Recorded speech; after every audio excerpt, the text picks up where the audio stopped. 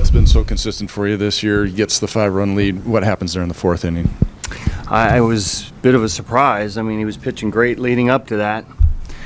Like you said, we just scored 5. Get some hits.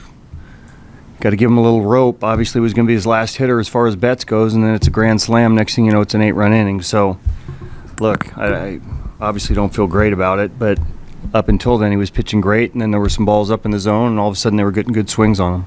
I know there's always talk about his endurance in the innings and all that kind of stuff. Does it get tougher for him to get out of a longer inning like that at this point in the season, you think, for him, or that not a factor? I don't think so.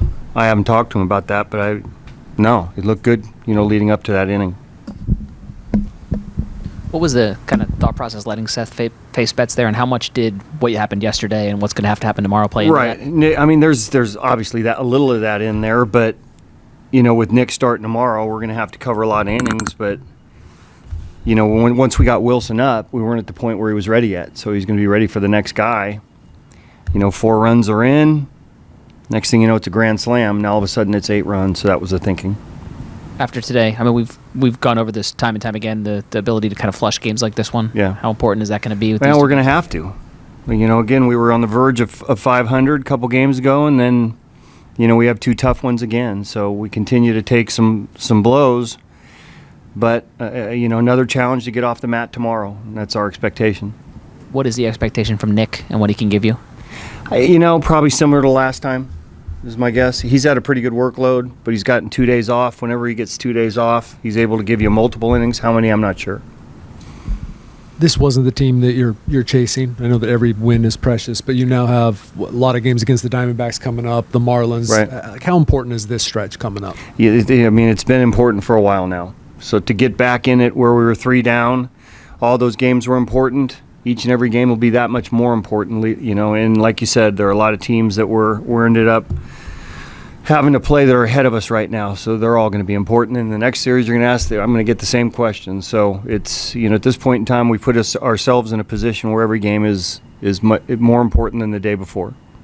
Bob, what's the potential concern with the rotation with Joe out? That's obviously a game changer. You're trying to see what that road back looks like for Michael Wacha, and then with Hill's rough outing yesterday, and then you had Seth today. It seems like you guys have had to piecemeal a lot together at this stretch where you've been able to depend on pitching all year. Well, we have. So, and we have some depth now. It hurts to lose a guy like Joe, kind of leader of the staff here, between he and you. But everybody goes through it. Our timing wasn't great with it. But I think the timing with Wacha coming back, that's important. Adding the depth with Rich. So, hopefully we have enough to sustain it, and, we feel like we have quality guys to run out there every day. What is your clarity on when Michael will return? I'll probably have a for sure for you tomorrow. Well, I made some mistakes out there. Left some balls over the little plate and some bad counts. Any chance did you feel like they knew what was coming? Yeah. We know now that they did. You know now, as in you came in and you saw what you were doing. Yeah. It happens from time to time. They're pretty good at it. What keeps you from knowing that at the time, and then when you see it, how is that? You're like, is it like a aha moment?